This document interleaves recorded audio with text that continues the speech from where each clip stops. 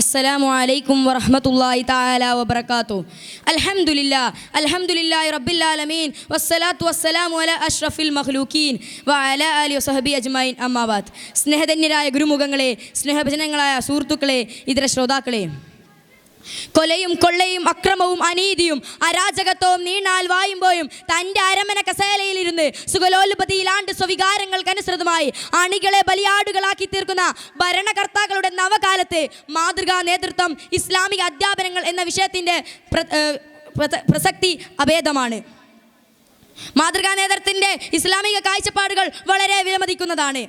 തങ്ങളുടെ ജീവിതമാകെ നേതൃത്വത്തിൻ്റെ അടിത്തട്ട് മുതൽ ഏറ്റവും ഉയർന്ന തലം വരെ അണികൾക്ക് മാതൃകയാക്കി തീർത്തവരായിരുന്നു പ്രവാചകൻ മുഹമ്മദ് മുസ്തഫ സല്ലല്ലാഹു അലൈഹി വസല്ലം. ഒരു നേതാവിൻ്റെ അടിസ്ഥാന ആസ്തിത്വം എന്നത് തൻ്റെ അനുയായികളോട് കരുണയുള്ളവനായി തീരുക എന്നതാണ്. തൻ്റെ അനുയായികൾ തൻ്റെ നേതാവിനോടും നേതാവ് തൻ്റെ അനുയായികളോടും ആത്മബന്ധം പുലർത്തുമ്പോഴാണ് നേതൃത്വങ്ങൾ പൂർണ്ണ വിജയകരമായി തീരുന്നത്. അല്ലാഹു സുബ്ഹാനഹു വ തആല ഖുർആനിലൂടെ പറയുന്നുണ്ട്, ബിസ്മില്ലാഹിർ റഹ്മാനിർ റഹീം വമാ അർസൽനാക ഇല്ലാ റഹ്മത്തൽ ലിൽ ആലമീൻ. നബിയെ, ലോകർക്ക് കാരുണ്യമായിട്ടല്ലാതെ അങ്ങയെ നാം അയച്ചിട്ടില്ല. തീർച്ചയായും തിരുദൂതർ കാരുണ്യത്തിൻ്റെയും സമാധാനത്തിൻ്റെയും പ്രതിരൂപമായിരുന്നു. കഅബ തവാഫ് ചെയ്യവേ തനിക്ക് നേരെ വാളേന്തി കൊലപ്പെടുത്താൻ ശ്രമിച്ച ഫുലാല റളിയല്ലാഹു അൻഹുവിനും തൻ്റെ ഭക്ഷണത്തിൽ വിഷം കലർത്തി വധിക്കാൻ ശ്രമിച്ച യഹൂദ സ്ത്രീക്കും നെറുപുഞ്ചിരിയോടെ മാപ്പ് നൽകിയ പ്രവാചക നേത്രങ്ങൾ ശത്രുവിനെ പോലും മിത്രമാക്കി തീർക്കുന്നു. അമുസ്ലിങ്ങളുടെ മൂല്യസ്വത്തുകൾ സൂക്ഷിക്കാൻ ഏൽപ്പിച്ചിരുന്നു എന്നതും ലോക ജനത മുഴുവൻ അൽ അമീൻ അസ്വാദിഖ് എന്ന് പേരിട്ട് വിളിച്ചതും അവിടുത്തെ നേതൃപദങ്ങളുടെ ഗുണങ്ങളാണ്.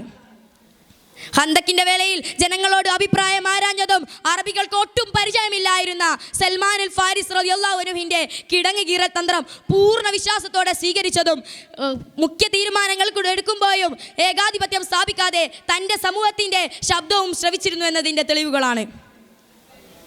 ലീഡർഷിപ്പ് സയൻസിലെ ആധുനിക പഠനങ്ങൾ വിശദീകരിക്കുന്ന ഒരു നല്ല നേതാവിനേക്കാൾ മികച്ചു നിൽക്കുന്ന നേതാവായിരുന്നു ലോക ജനതയുടെ തന്നെ നേതാവായ മുഹമ്മദ് മുസ്തഫ സല്ലല്ലാഹു അലൈഹി വസല്ലമയുടെ തന്നെ the leadership of Muhammad Mustafa സല്ലല്ലാഹു അലൈഹി വസല്ലം എന്ന തൻ്റെ പുസ്തകത്തിൽ ജോൺ അഡയർ കുറിച്ചതും ചരിത്രത്തിൽ സ്വാധീനിക്കപ്പെട്ട 100 പേരിൽ ഒന്നാമതായി അമേരിക്കൻ എഴുത്തുകാരൻ മൈക്കിൾ എച്ച് ഹാർട്ട് നബി സല്ലല്ലാഹു അലൈഹി വസല്ലമയെ തിരഞ്ഞെടുത്തതും അവിടുത്തെ നേതൃപാഠത്തിലെ ഉത്തമ ഉദാഹരണങ്ങളാണ്.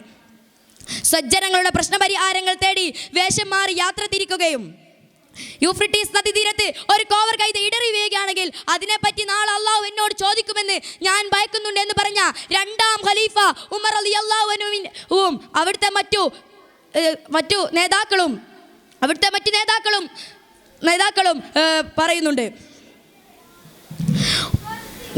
പറയുന്നുണ്ട്.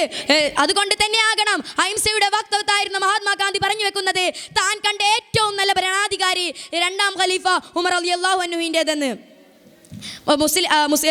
നേതൃത്വത്തിന് മുസ്ലിങ്ങൾ ഇസ്ലാമിൽ മഹത്തായ വില നൽകുന്നുണ്ട്. നിങ്ങൾ 3 പേർ യാത്ര ചെയ്യുകയാണെങ്കിൽ അതിലൊരാളെ നിങ്ങൾ നേതാവാക്കുകയും ആ നേതാവ് നീഗ്രോ ആയ അടിമയാണെങ്കിൽ പോലും അദ്ദേഹത്തെ നിങ്ങൾ ചെവികൊള്ളുകയും അദ്ദേഹം പറഞ്ഞത് നിങ്ങൾ അനുസരിക്കുകയും ചെയ്യണമെന്ന് പ്രവാചകന വചനങ്ങൾ വിളിച്ചോതുന്നുണ്ട്. വികാരത്തെക്കാൾ വിവേകത്തെ മുൻനിർത്തിക്കൊണ്ടുള്ളതായിരുന്നു ഇസ്ലാമിക രീതികൾ ഓരോന്നും.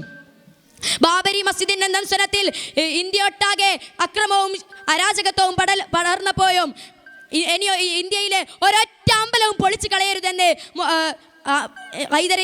മുഹമ്മദ് അലി ശിഹാബ് തങ്ങൾ പറഞ്ഞതും അവിടുത്തെ മറ്റു നേതാക്കൾ പറഞ്ഞതും കേരളീയ നേർസാക്ഷികളാണ്.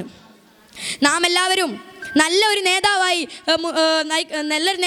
മാറണമെന്ന് പറഞ്ഞുകൊണ്ട് ഞാൻ എൻ്റെ പ്രസംഗം ഇവിടെ നിർത്തുന്നു. വാഹിർ ദഅ്വാന അനിൽ ഹംദുലില്ലാഹി റബ്ബിൽ ആലമീൻ. അസ്സലാമു അലൈക്കും വറഹ്മത്തുള്ളാഹി തആല വബറകാതുഹു.